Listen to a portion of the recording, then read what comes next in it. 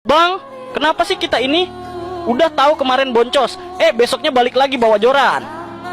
Badan pegel, dompet tipis, muka gosong, tapi masih aja ngegas. Sekali lagi dah, siapa tahu strike.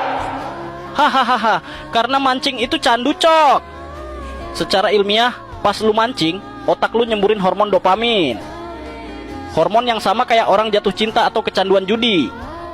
Makanya walau hasilnya zong, yang lu inget cuma sensasi pas umpan lu disamber.